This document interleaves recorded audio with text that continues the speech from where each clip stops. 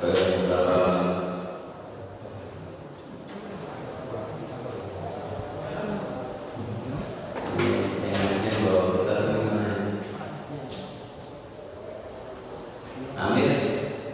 kaidah berapa ya?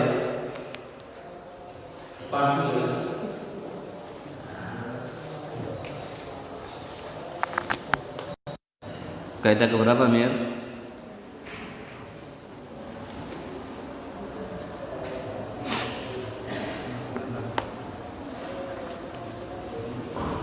Pak Munir, kaidah keberapa? Enggak tahu ya Allah. Kemarin jarak Pak kita. Masya Allah, sering dibaca kayaknya ini. Kaidah keempat ya.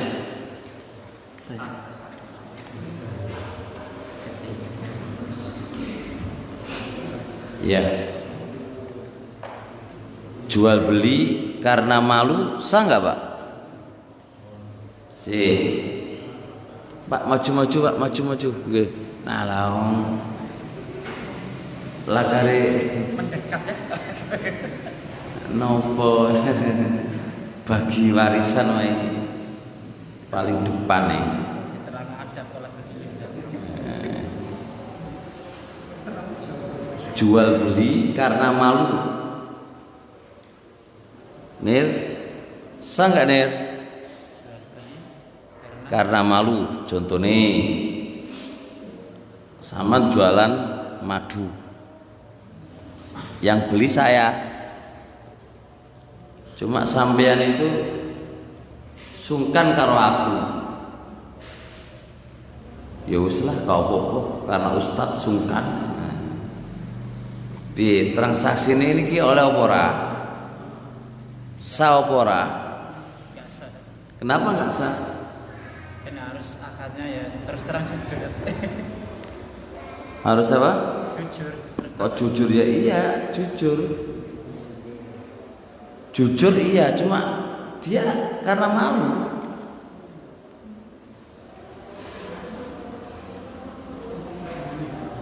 Loh, ini soal gampang loh. Sama Mas. Jualan transaksi karena malu, saopora.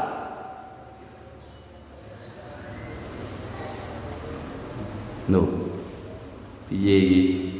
Mas, belakang, saopora. Loh, enggak tahu. Sah, enggak tahu. Pak Imam, kok iso?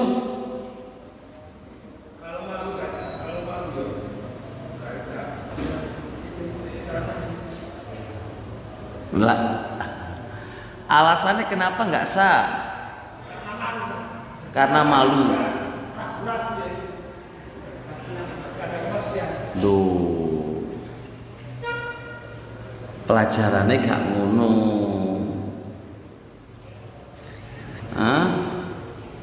Coba Munir, apa Munir?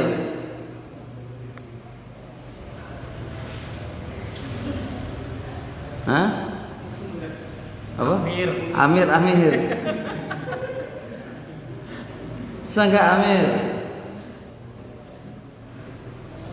tidak sah. Kenapa nggak sah?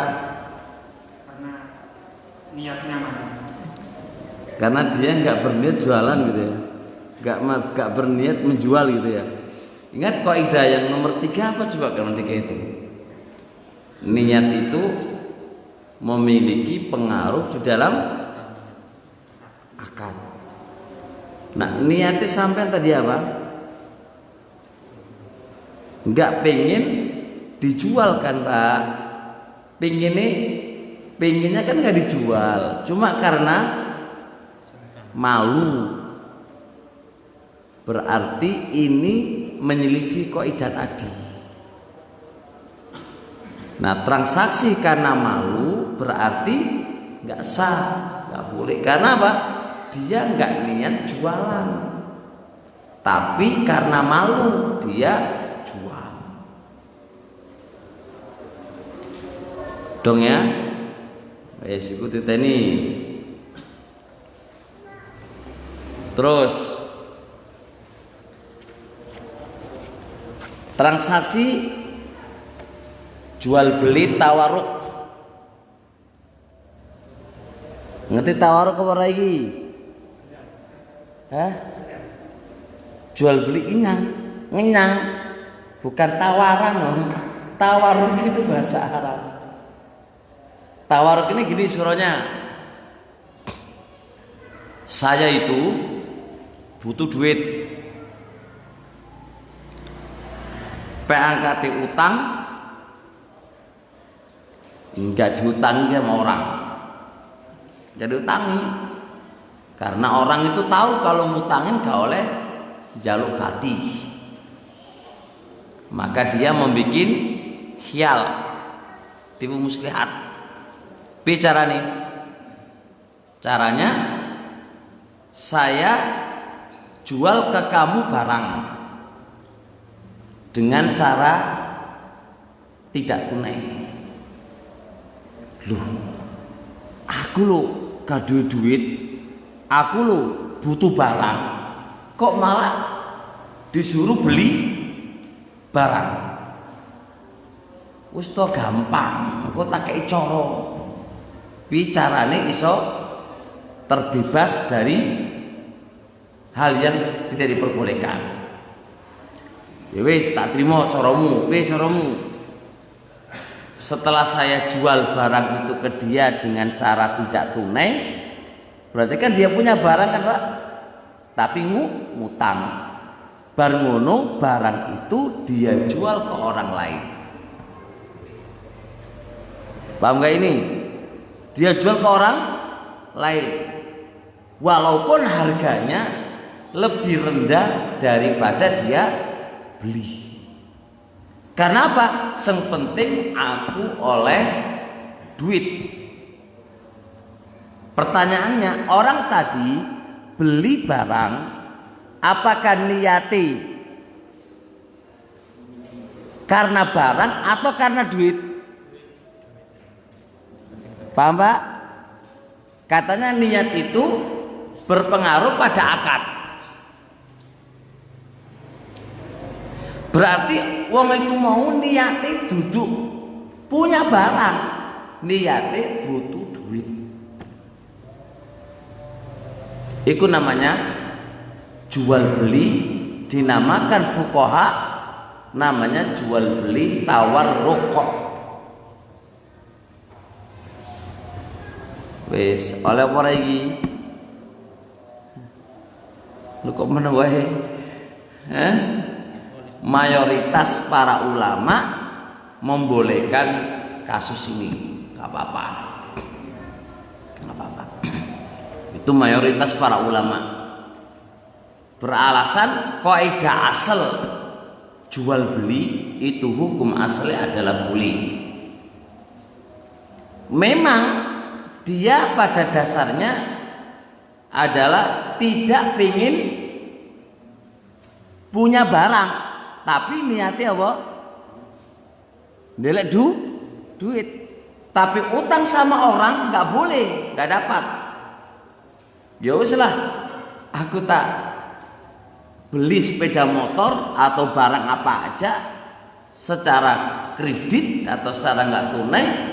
Setelah itu saya jual ke orang lain dengan harga di bawah saya beli.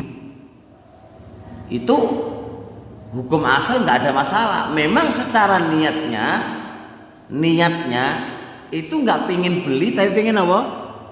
Pengen duit. Tapi ditimbang dengan maslahatnya,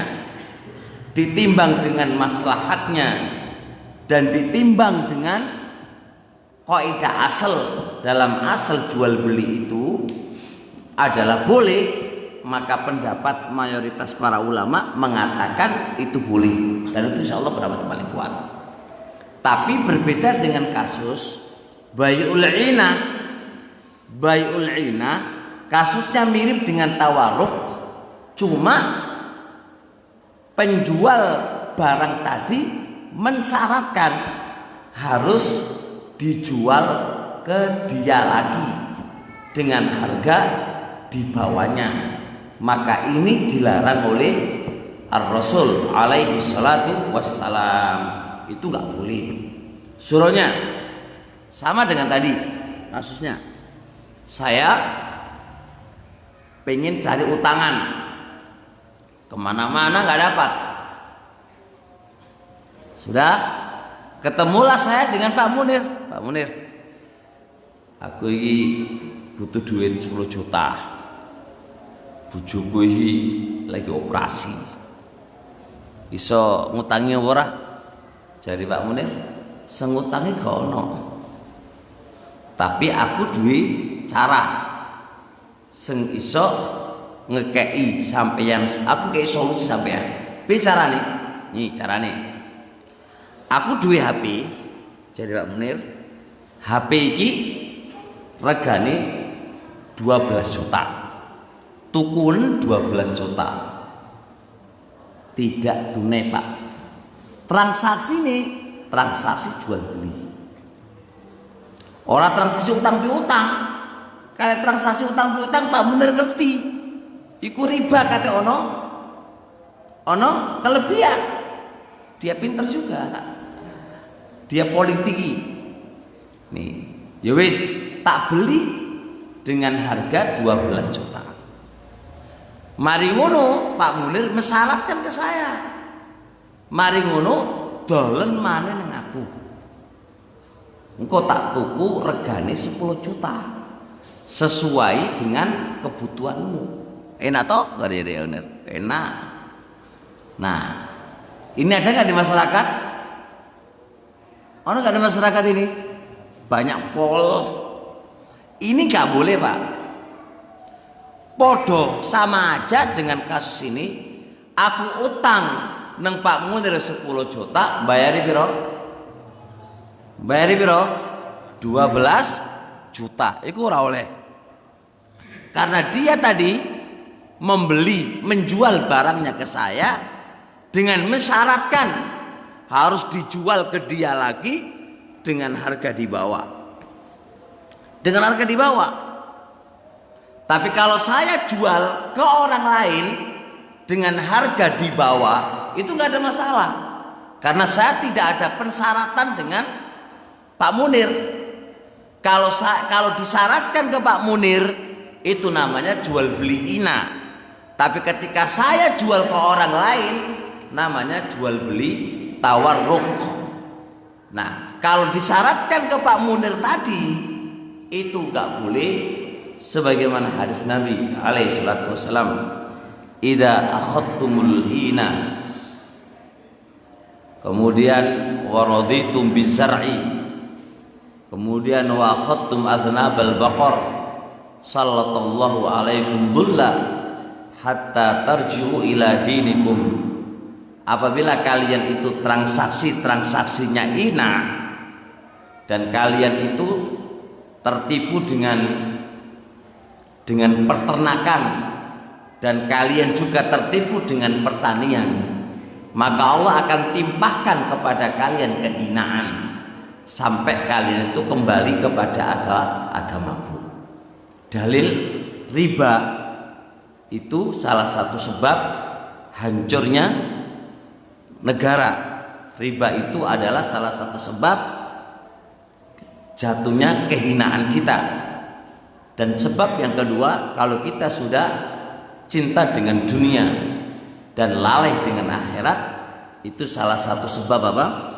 Hancurnya ya kewibawaan Islam.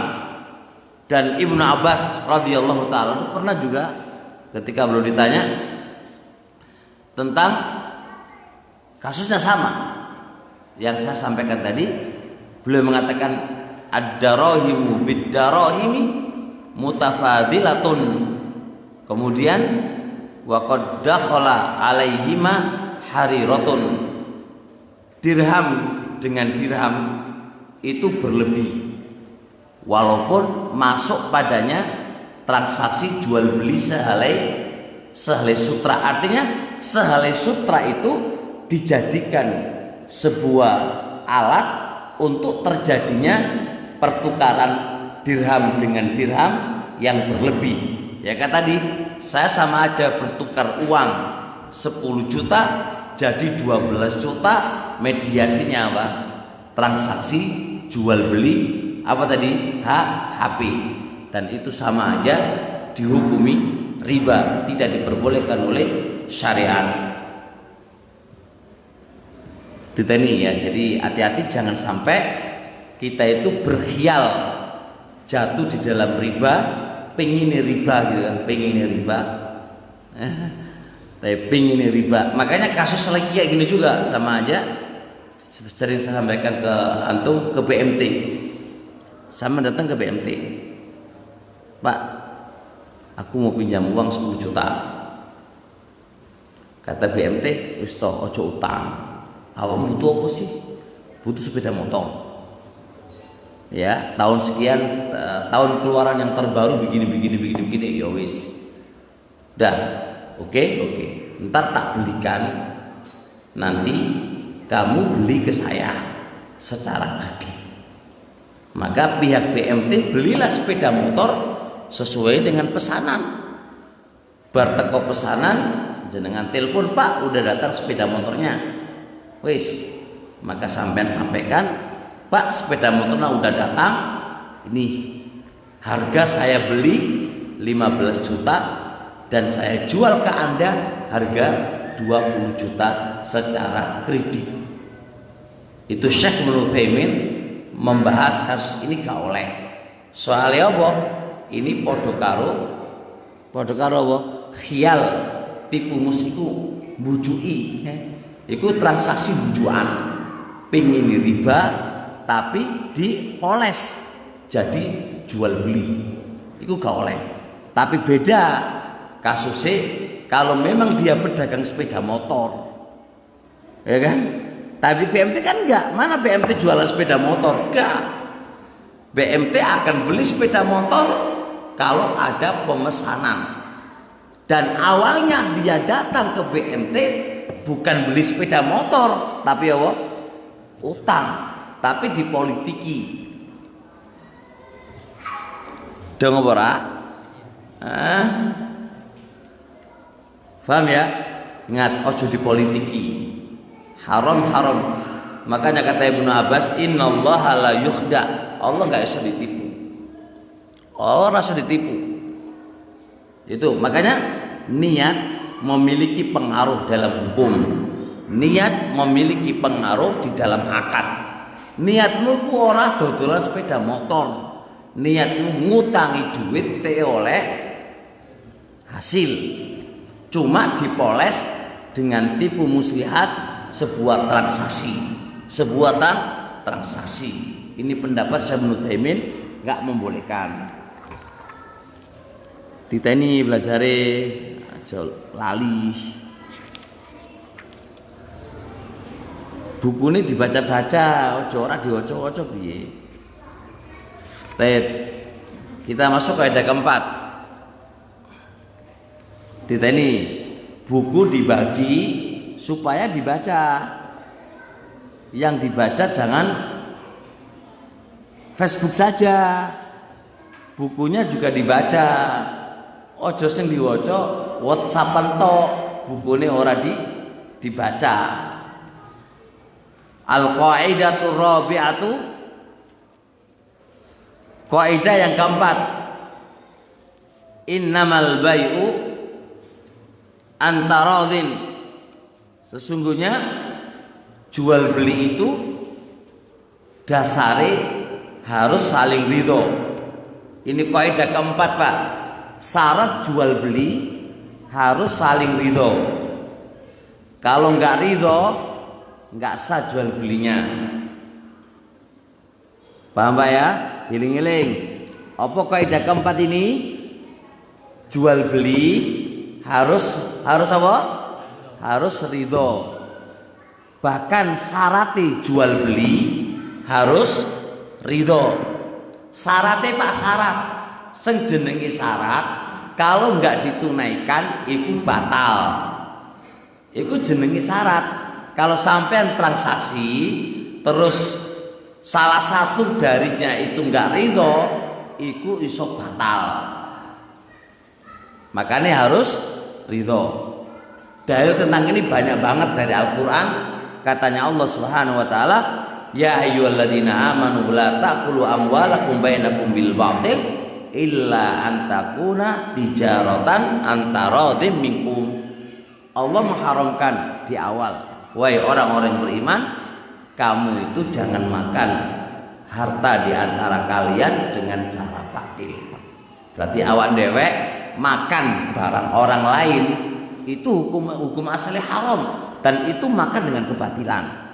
Lalu Allah membolehkan illa antakuna tijaratan, dewek iki iso mangan barang orang lain, bisa menggunakan barang orang lain dengan cara satu, transaksi jual beli. Tapi transaksi ini harus saling ridho. Kata gak ridho gak sah, gak sah. Rasul alaihi salatu wasallam mengatakan innamal bai'u antaradhin. Kata Rasul alaihi salatu wasallam, innamal bai'u antaradhin. Sing jenenge jual beli iku harus saling ridho. Sing jenenge jual beli iku harus saling ridho. Dan Rasul alaihi wasallam mengatakan la yahillu malum ri'in muslimin, la yahillu, tidaklah halal malum ri'in muslimin, harta seorang muslim, illa, kecuali biti bin min nafsihi, kecuali harus kerelaan di dalam dirinya. Katek dirinya wis rela iku berarti jadi halal.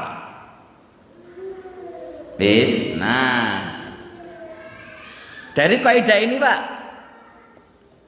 kita ambil sebuah kasus jual beli dipaksa, iku sah apa ora? Sah apa ora kalau dipaksa? Enggak sah. Wong dipaksa kok sah? Sesuai dengan kaidah.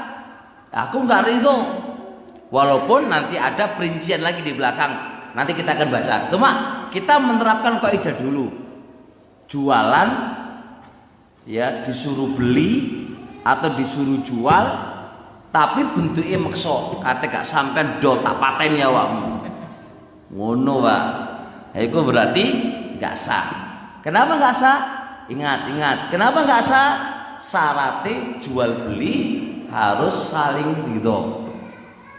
Ojo kok jawabnya aneh-aneh wong ngono kaidahe kok.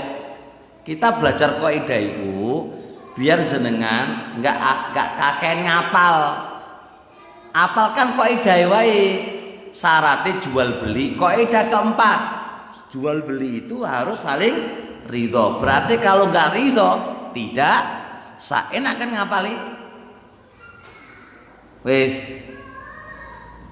Udah ya? Dong berai.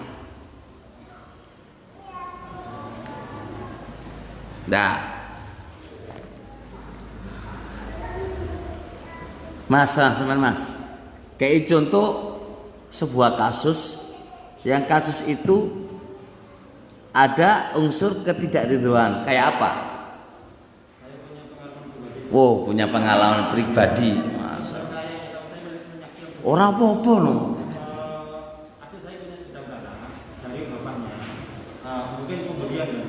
Hibah. Layak hibah, ya Pak. Kemudian paman-pamannya ingin meminta. Nah, dari itu memaksa adik saya untuk menjual lahan itu dan dibagi kepada paman-paman. Nah, bagi itu kan oh ngono. Ya butuh dirinci sih. Jangan-jangan itu tanah harusnya tanah warisan. Itu sudah sah secara tulis-menulis. Ya wis. Saya jawab, jikalau itu benar haknya adiknya, kalaulah itu benar hak adiknya, terus paman-pamannya memaksa dia harus apa? Jual, lalu dia jual karena terpaksa, ini berarti transaksi ini oleh orang nggak sah. Kenapa nggak sah? Karena dipaksa, dia nggak ridho. Wis, apalagi? Ayo. Kok orang di masalah wae. Nir di masalah enggak Nir? Hah? Hah?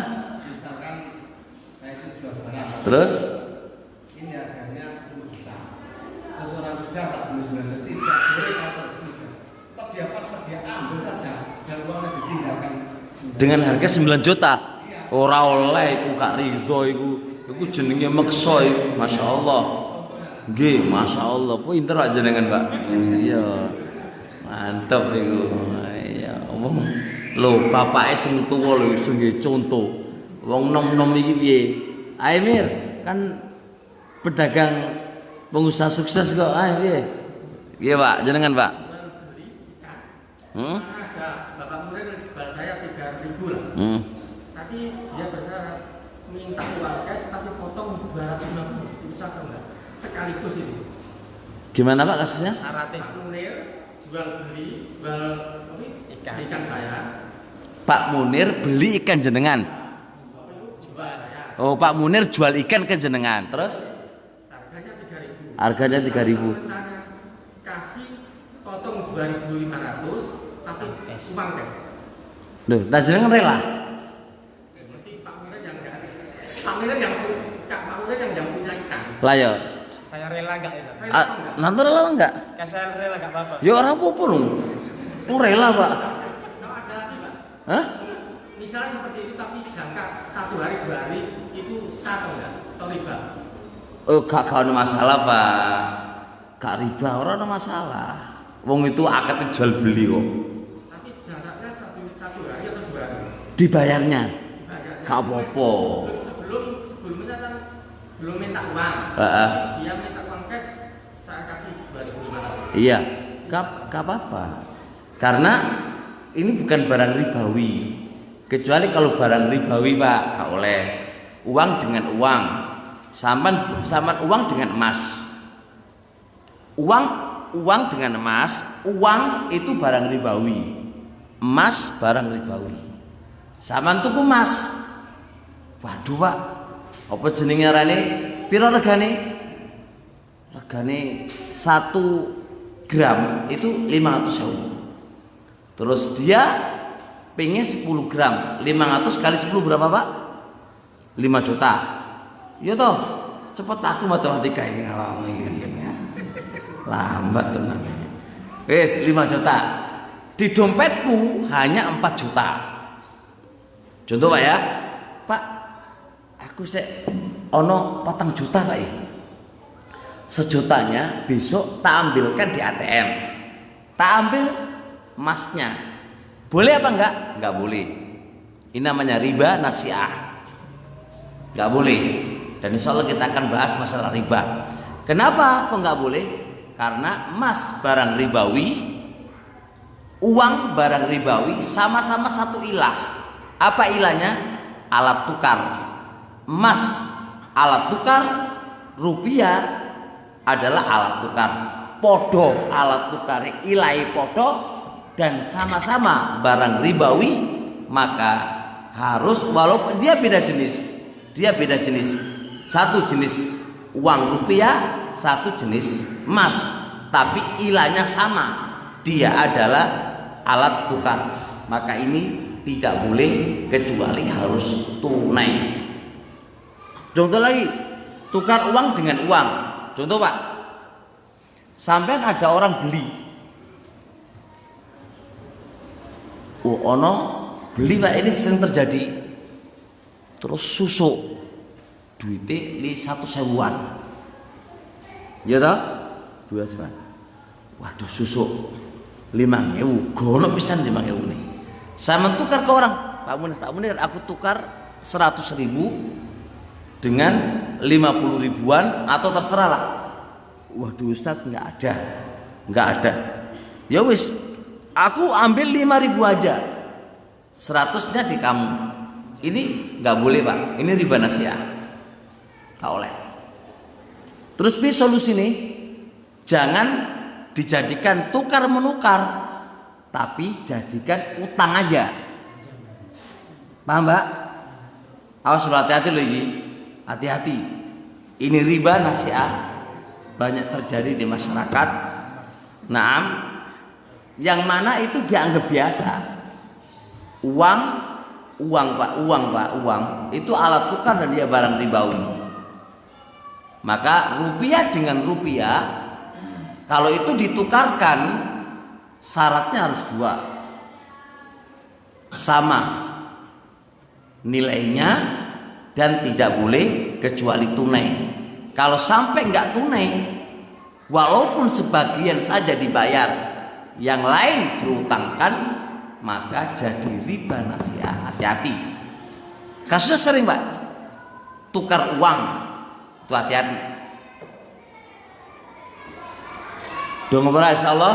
Tanya lagi Ustaz. Yo. Melanjutkan pertanyaan negatif Ustaz. Monggo. Kan gini Ustaz. Contohnya saya jual ikan batang 1 kilo harganya 10.000. Nanti beli dengan cash 90 nggak apa-apa, 9.000. Tapi uangnya bisa beli gimana? Uangnya bisa apa? Gimana Ustaz? Gak apa-apa. Karena bandeng bukan barang ribawi. Gitu Ustaz. Nggak apa-apa. Kalau tukar uang dengan uang sekamu, besok baru dikasih dan itu kamu terima, itu nggak boleh. Itu riba nasiah. Nah, Ini nggak biasanya terjadi di kita itu ada pembeli, kemudian dia mau beli sebenarnya mau beli barang, terus kemudian ada sesuatu dia mau buat karena nggak mau ngantri, dia pinjam dulu uang 5.000 tadi, 100.000 tadi, saya pinjam 5.000 dulu untuk bayar di sana. Padahal sebenarnya tujuannya untuk beli sesuatu di saya. Nah ini gimana? Gimana tersandungkan ini? dia utang atau tukar? Satu kan dia menjaminkan uangnya itu. Menjamin jaminannya. Oh, dia sudah ngasih uang gitu? Dia ngasih uang 100.000 ke Iya, saya. terus? Tujuannya mau beli sesuatu buat saya. Iya. Kemudian dia pinjam karena ada hal. Aketnya pinjam? Tapi dia menjaminkan. Sita. Gak apa-apa. Antum sudah ngasih uang ke dia kan 100.000 kan? Iya kan? Wes, berarti kan awalnya kan dia udah ngasih uang 100.000 tuh. Karena ada sesuatu hal, maka dia butuh 5.000. Pertanyaannya, antum akad ke dia apa? Utang atau Pak tadi Pak tukar Pak? Pinjam. Ya wis pinjam sudah. Gak usah dipahami yang lain mumet nanti itu. Anda gak usah mikir yang 100.000 tadi, sudah gak usah. Itu sudah masuk ke dia, sudah Anda transaksi sama dia walaupun itu ada kembaliannya kan. Urusan belakangan. Tinggal antum utang 5.000. Tinggal nanti ketika selesai urusannya antum kembali, Pak, yang tadi utang 5.000 dipotong di pengembalian uang ini, selesai, aman. Nggak usah terlalu dalam-dalam, mumet tadi dalam-dalam. Yes. Terkait jual beli antara tadi kan jadi itu kita mau beli ikan, kita kan sebetulnya saya kan satu jenis ikan, tapi si pedagang tersebut meminta terus beliau kamu butuh layar tapi kamu juga harus beli tombol, padahal kita nggak butuh tombolnya. Kalau kita mau beli itu harus beli tombol, kita nggak beli tombol, kalau kita nggak beli itu emang nggak atau ikan layarnya gitu. Ada terjadi seperti ini. Yang ditanyakan pertanyaannya, saya butuh ikan layang tapi ada tongkolnya. Penjual layang mensyaratkan kamu nggak bisa beli layang kecuali tongkol juga kamu. Ayo, hukum asal syarat di dalam jual beli nggak ada masalah. Kalau kamu jadi ridho, ya udah. Kamu ridho apa nggak dengan syarat tadi? Agak keberatan. Nah kalau agak keberatan, kan gimana antum? Ya enggak loh, antum nggak ada yang maksa antum kok. Anak cuma ngasih syarat gitu kok. Kalau kamu beli nggak usah belilah. Iyalah. Ya iyalah. Anak nggak maksa antum, ya kan hak saya, mau saya, ikan saya kok. Saya kalau kamu mau beli layangnya, saya nggak mau. Saya syaratkan sebagai yang beli layang, beli. Nah antum mau ya nggak ada masalah. Al muslimun ala surutihim. Awakmu gak rido, ya salah dhewe gak rido. Wong awakmu gelem tuku kok gak rido. Kecuali dipaksa begini, kalau nggak tak pateni kon. Loh, nggak ada yang membunuh kamu, nggak ada yang memukul kamu. Kan berarti antum beli itu atas pilihan kamu. Kok kamu bilang nggak ridho? Nggak ridho ya nggak usah beli loh. Nggak ada yang maksa kamu kok. Dong. Antum jangan kok bahasa nggak ridho itu ada dua keadaan yang harus antum perhatiin. Keadaan yang pertama ada yang memaksa kamu. Kedua itu pilihan kamu. Wong pilihan kamu kok bilang kamu nggak ridho kan lucu banget gitu loh. Dong nggak? Ya wis, alhamdulillah. Ya. Loh ya ora oleh maksa piye. No, ya ora tepak no. Kalau maksa ya ada. Lo jelas kaidah kan mek apa coba kita tuh jawabnya. Nah kalau maksa berarti kan enggak sah lo enggak ridho kok. Apa yang menjadikan dia dipaksa? Satu, khawatir anaknya dikeluarkan. Kedua, enggak ridhonya karena sungkan dan malu. Kan itu terbentuk apa? Ada sesuatu ketakutan dalam dirinya kalau dia nggak beli. No, kayak gini. Takmir masjid iki Al-Fajri ngetokno apa? Kalender. Jas. Kalender nama wis akeh. Engko sing kate gak tuku ya sawangane. Ben dina salat nak kono.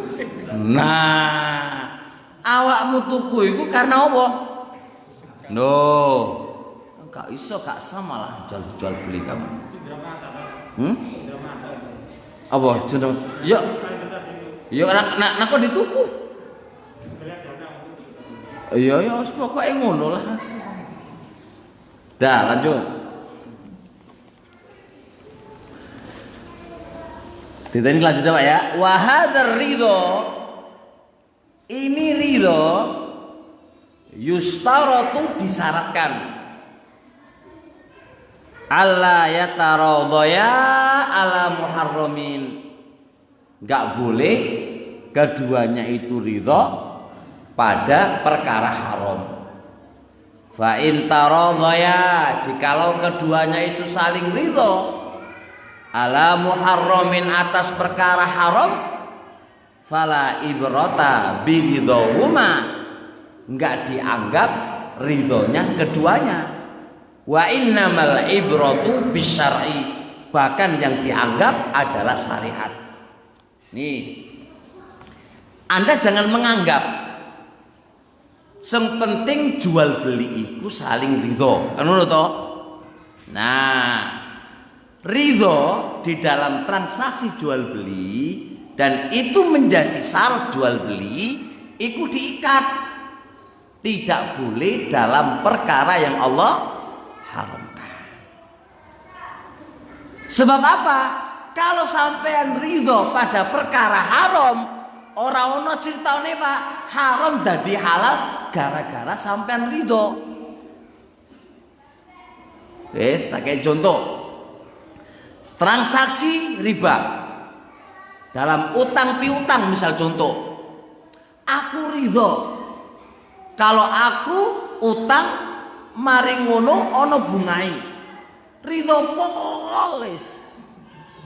Apakah dengan ridhomu itu dan saling ridho dengan ridhomu itu menjadikan apa riba jadi halal? Yo enak tenan kalau jadi halal. Zina, aku zina kok do senenge terus piye? Zina iso halal? Ya ora iso lah. Jadi ridho Pak ridho.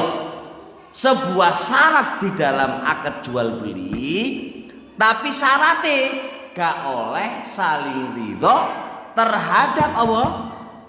Perkara sing haram. Gono ceritane Pak, haram iso dadi halal gara-gara sampean ridho. Ngono lak seneng Gus Imam. Haram dadi halal gara-gara saling ridho. Ya lucu banget gitu loh Pak. Nanti dia sama ridho wae, ayo ridho padha ridho, engko lah halal. Lah bujuk anak kowe gara-gara ngono iki. Yes. Dong ora? Ana pertanyaan gini, syarat pertama ini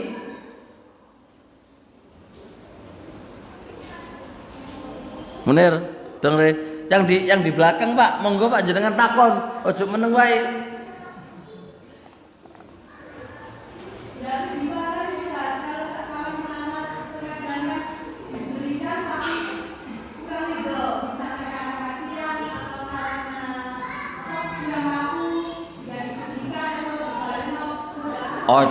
Ojo tuku karena kasihan.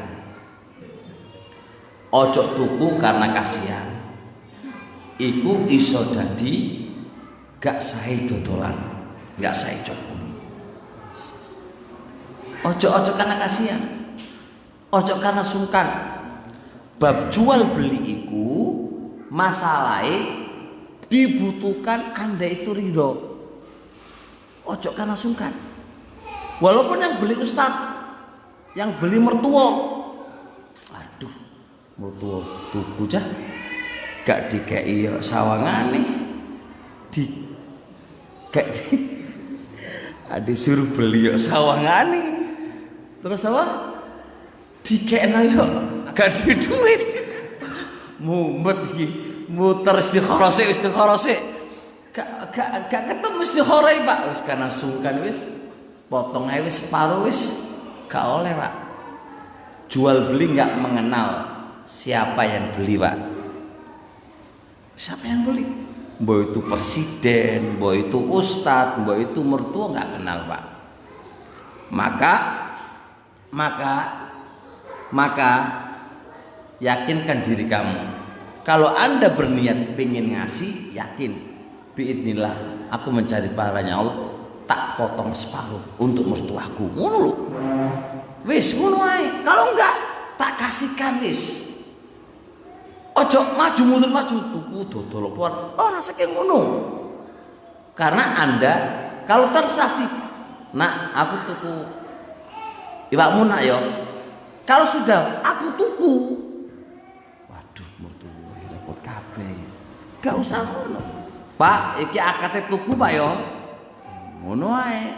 Tapi iki mau duitnya Pak ya. Ya iya ngono. Walaupun mertua ngomong kebacutan aku iki. Terserah wis. Terserah. Lu sampean piye wong namanya dodolan? Syaratnya harus ridho. Enggak boleh karena malu. Syekh Ibnu Utsaimin pernah ditanya, tidak ada kasus ini ketika Anda diundang makan oleh seseorang dan Anda tahu dengan korina dia itu mengundang Anda bukan karena malu, maka haram bagi Anda makan makanan dia. Haram. Karena apa? Dia ngasih bukan karena ridho hatinya. Paham Pak? Udah ngobra? Ojo kok, ya terserah dia lah yang tahu Allah kok. Tapi kan korinanya kan jelas. Dia kan pelepotan kabeh tong nggih werko. Wah koyo iki sungkan kok wis gak ngono lho Pak. Jadi harus begitu cara mainnya. Nggih. Kalau jual jasa sama Pak. Gimana? Misalnya kita beca kan. Kebutuhan tarifnya 10.000 kawan. Yang naik instan kan jual jasa gimana Pak? Ya antum oleh potong oleh tapi jangan karena malu. Antum ridho saja ini karena ustadku ya wis tak kei 5.000. Ana akhtasibul ajar indallah, mengharap pahala. Gitu ojo kok karena malu. Sedangkan karena malu gak oleh pahala, malah repot. Gak oleh. Jasa masuk karena jasa termasuk sebuah akad muawadhat. Masuk. Wis. Baik, lanjut. Kita menjual keluarga sama orang gimana? Contohnya gini, saya jual madu. Kalau saya jual orang lain 100. Karena ini saudara, saya jual 80 karena mereka ada apa-apa. Enggak apa-apa. Ojo karena sungkan. Diteni ojo karena sungkan. Wis, bahkan jangan ke 80. Tak jual 10.000 aja loh. Oleh. Dengar niat Ustaz. Rubah niat.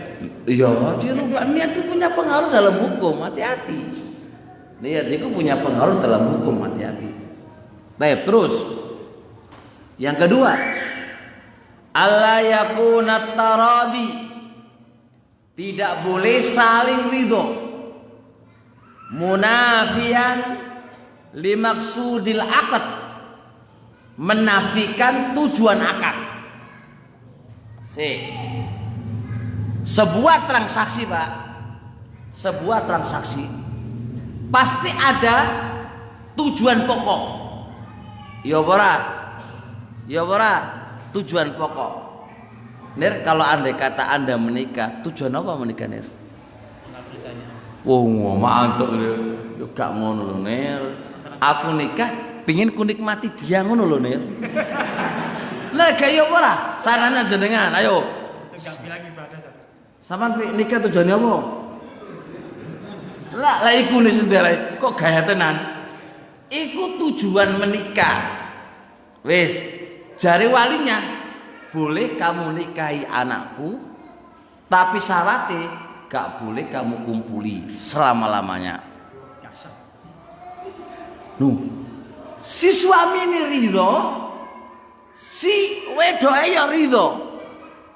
Piye, oleh ora? Gak oleh.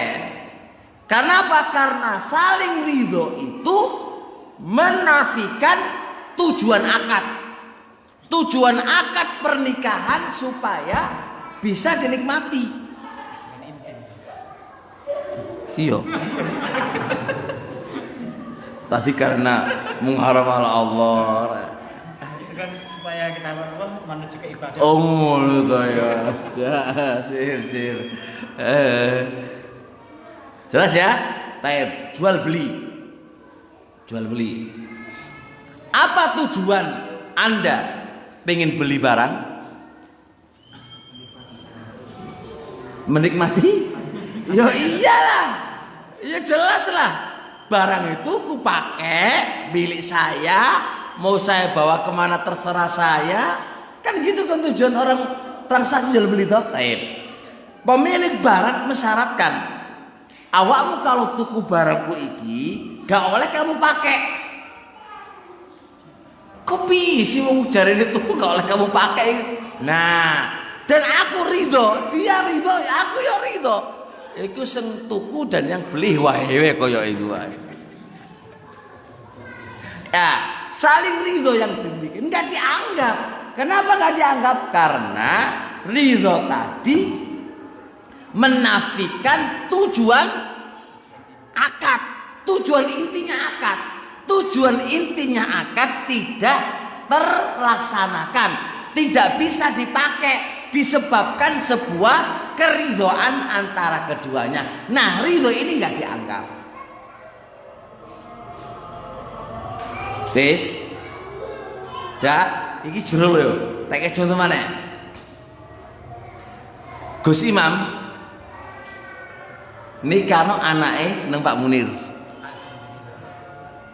Iya toh. Mari ngono, Gus Imam mensyaratkan awakmu gak oleh ngumpuli anakku gisik sampai dia lulus sekolah. Soale anake saiki lagi kuliah dan skripsi kurang setahun lah. Gak oleh kumpulan sik lho ya. Oleh nikah, tapi gak oleh dikumpuli selama setahun itu. Paham apa ora? Pak Munir ridho, anake ya ridho, Gus Imam ya ridho. Oleh apa ora iki? Oleh apa ora? Yakin gak oleh? Kok iso? Karena enggak semua. Karena menafikan tujuan inti tadi. Kesuwen jare deh. Wah, iku piye iku? Gak oleh. Kok iso oleh? Iya. Karena tidak boleh menikmati itu bukan selamanya, tapi apa? Setahun. Dan seorang muslim harus pegang di atas syaratnya. Al muslimuna ala syurutihim. Apalagi syarat yang demikian itu apa? Tidak ada pelanggaran syariat. Dia nggak akan menikahkan anaknya kecuali selesai kuliah, kan ngono toh, Pak. Pak Munir desrak wae. Bendino telepon wae. Gus Imam bosen. Wis daripada aku stres, bosen wis tadi kan wae wis. Tapi syaratnya apa? Gak oleh dikumpulin. Kan luwung to wis secara kaidah. Wis luwung Pak Munir. Wis sedo nyaman lah iso kumpul, iso ketemu, iso enak lah. Cuma syaratnya gak oleh dijimai. Gitu loh. Itu syarat yang harus diperhatikan. Itu nggak ada masalah. Karena apa? Karena dia masih bisa memanfaatkan barangnya kapan? Selama sebagaimana gini, saya jual mobil. Boleh mobil itu jual kepada Anda. Dan saya syaratkan, saya pakai selama sebulan. Selama sebulan. Boleh nggak ini syarat? Boleh. Maka sebulan saya pakai dulu. Kan syarat, itu saling ridho loh ya. Ini apakah menafikan tujuan akad? Tidak menafikan tujuan akad. Karena apa? Baru dipending aja Pak sebulan. Ntar kan bisa nanti. Kecuali gak oleh kamu manfaatkan sama sekali. Ini jelas menafikan apa tujuan? Tujuan akad. Bisa dilihat insya Allah. Kita nih was. Ya kasusnya kayak sama Pak. Sampean menikahkan putrimu. Aku gak ridho Pak Munir. Sampean kate nikahi anakku. Kamu gak oleh poligami. Paham gak?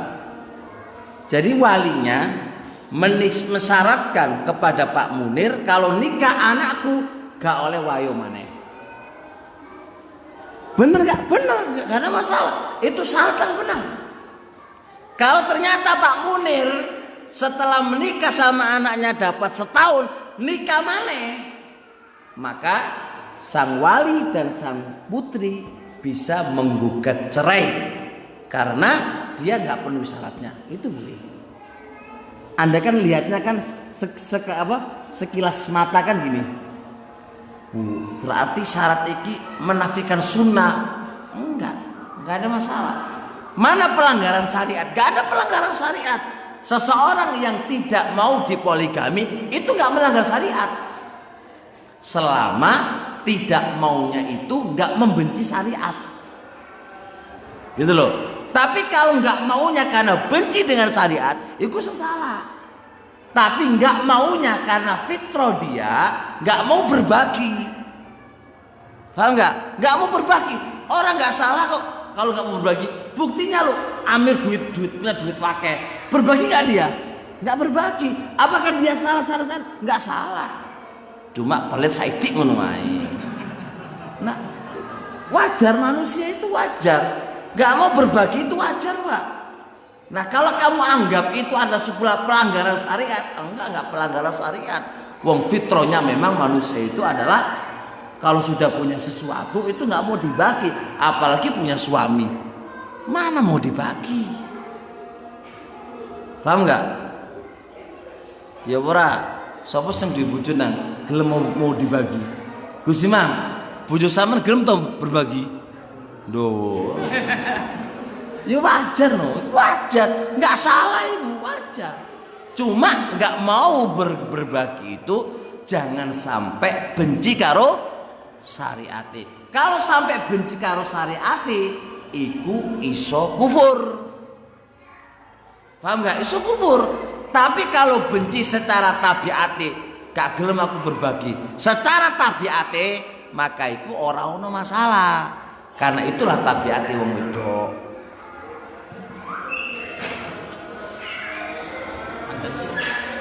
Adzan. Mam, Mam.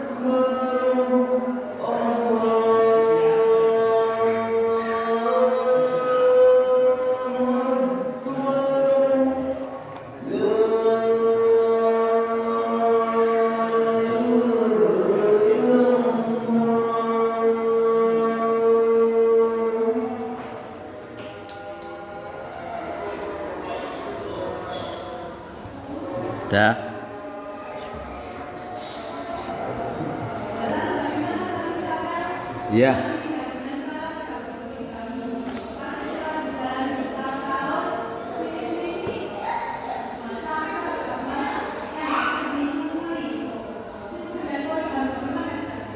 Sesek burung dong aku pertanyaan ini gak jelas. Gimana Bu? Yang keras Bu?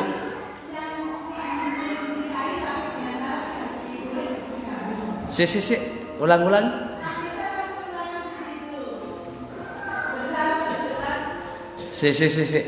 Ini takmir di masjid harusnya jeli kayak gini ini dikai apa? Speaker ngono lho. Ngaji ku piye? Pengin gede apa ora iki? Ini radong iki salon speaker gini, iya Bu ya. Atau denger nggak apa tadi bilang?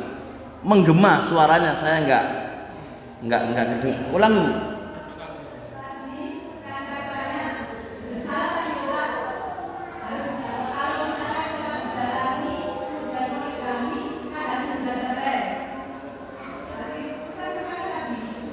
Hah?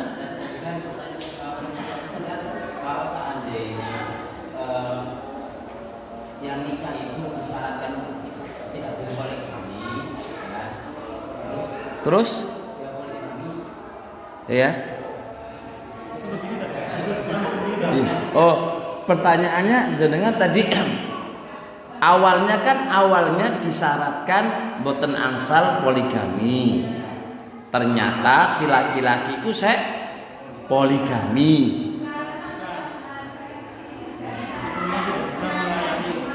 Oh, karena istrinya tidak bisa melayani gitu kan. Ya gampang Bu, tinggal istrinya cabut apa? Kan kalau dia nikah lagi kan nanti kembali ke dia.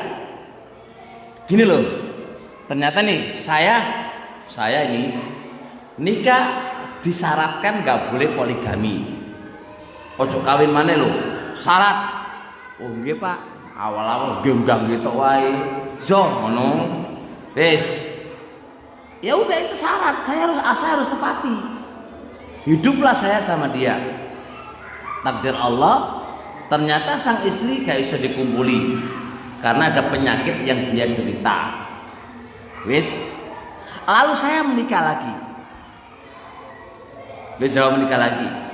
Maka bagaimana? Hukum cerai dan tidak cerai dikembalikan ke perempuan. Kalau perempuan ridho, maka bagaimana? Hah? Ya udah selesai. Kalau dia ridho berarti apa? Mencabut syarat tadi. Kalau dia nggak ridho, maka ada dua pilihan bagi dia. Pilihan yang pertama dicerai. Ini kok saya dicerai? Ya iyalah, dia nggak bisa melayani. Terus kalau nggak bisa melayani, suaminya kemana? Dan syarat ini Pak, syarat bolehnya laki-laki mentalak istrinya kalau istrinya nggak kuat melayani, nggak bisa melayani. Kok tego banget Islam? Orang tego Pak. Nabi Yehu. Terus saya piye? Kalau gak oleh nikah maneh, sedangkan dia masih aktif, ya tutuan ae ngono nek gak iso aktif lho piye terusan. Nah Gus Imam cobaan. Nah coba gak klepek-klepek ngono to. Nah klepek-klepek lho piye coba ya klepek-klepek piye. Terus gak oleh menikah lagi, otomatis jalan keluarnya biar gak zina, ya dicerai. Aku tandena terbalik piye? Gak bisa nah. Dia tinggal istrinya, boleh dia minta cerai. Itu boleh. Bahkan bisa wajib minta cerai. Bukan perkara aib. Kita kan hidup semati. Yo semati kalau nggak mau ngolotkan aku iyo. Iki mau ngolotkan aku iki. Aku sek waras cah. Nah kalau gak iso terus piye? Hah? Apa? Kecuali kalau si wanita itu rela, nggak apa-apa. Aku rela demi kamu, walaupun aku pengen tak betah-betano. Gak apa-apa, dia rela begitu, gak apa-apa.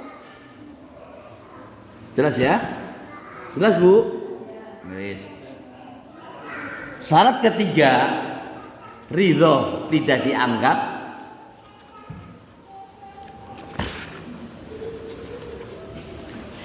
Waktunya mepet makanya saya potong harus.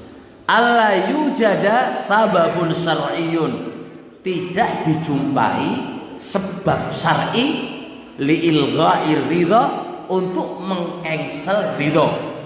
Ini Pak. Sekarang ada dua bab di depan Anda. Ada sababun syar'i menuntut harus dijual.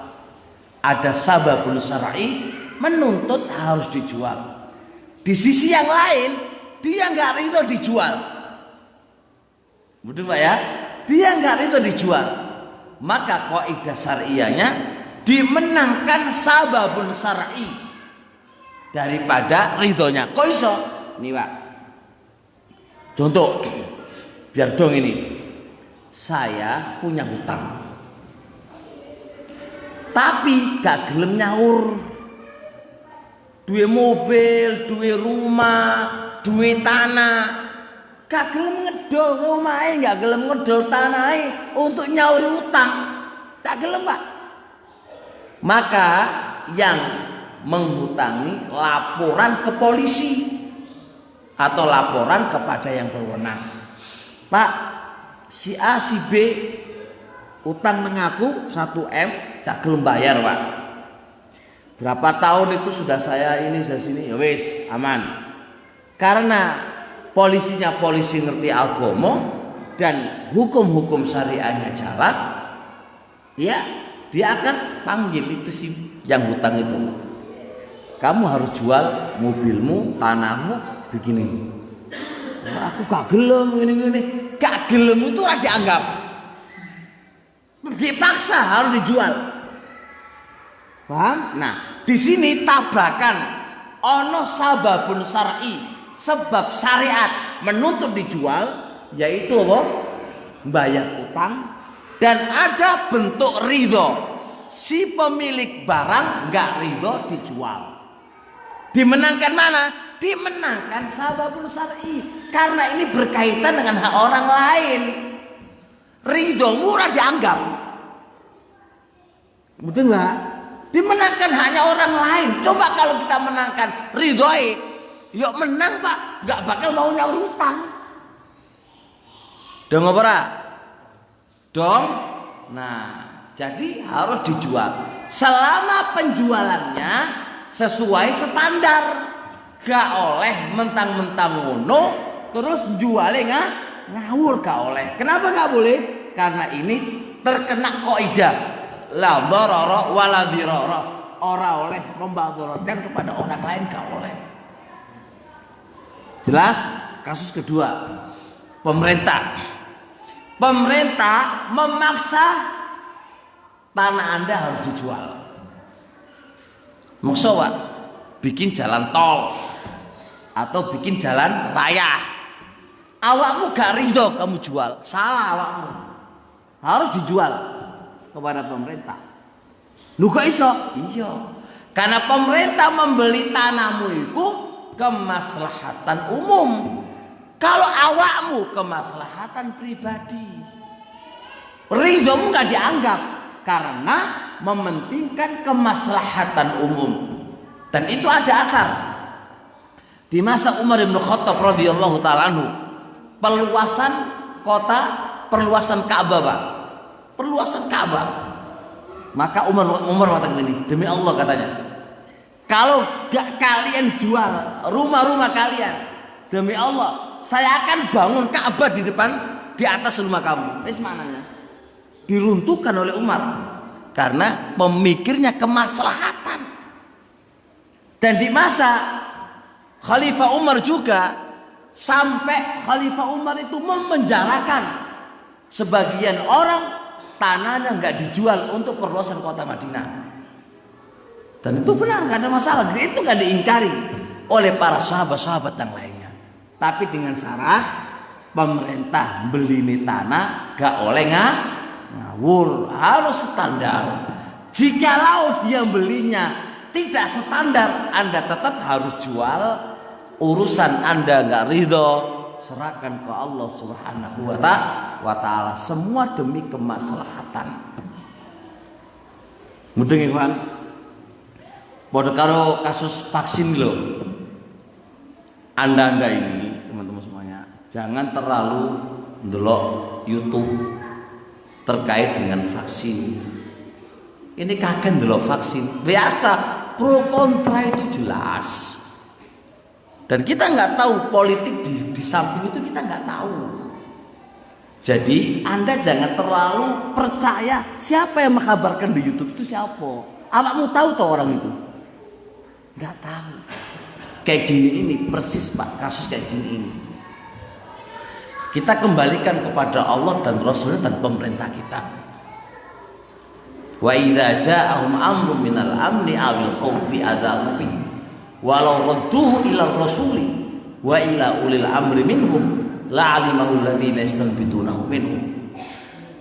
Apabila datang kepada kalian perkara yang itu sebuah keamanan atau sebuah ketakutan, jangan langsung dapat berita disebarkan luaskan. Andai kata kalian itu keserahkan kepada Allah dan kepada Rasulnya, wa ulil amri, dan kepada pemerintah saat itu, ulama dan pemerintah saat itu, Anda akan keluar, Anda akan tahu bagaimana cara mengambil hukum yang tepat. Jadi kita itu orang ngerti politik.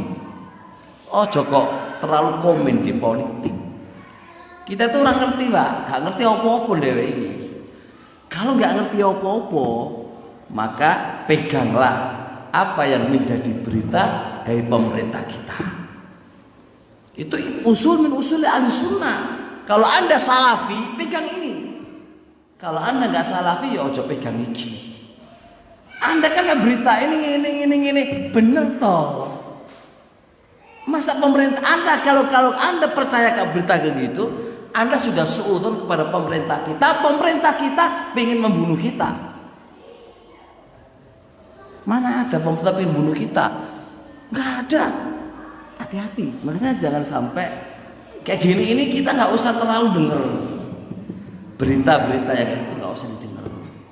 Bukan berarti gimana hukum vaksin, bagaimana hukum apa.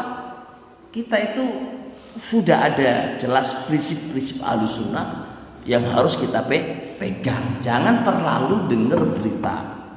Tapi itu cuma haknya antum. Cuma yang kita anukan adalah jangan terlalu mendengar berita yang berita itu selalu memojokkan kepada pemerintah. Tidak itu, hati-hati kita terlalu dengarkan berita yang berita selalu memojokkan kepada pemerintah. Padahal Anda belum tahu kebenarannya. Kita lu radong Pak, dari atas tuh mau lapor radong. Kita tuh mau cili tuh orang ngurus itu yang ngono. Gitu loh. Ya wis lah. Info aja Pak. Nah kasih kayak gini sama, nanti ini penjabaran itu panjang banget. Penjabaran itu panjang banget. Dan termasuk usul dari usul Ahlussunnah wal Jamaah. Kalau kita nggak percaya dengan pemerintah, terus percaya sama siapa? Orang-orang person-person itu mau jadi apa nih negara kalau antum percaya sama person itu?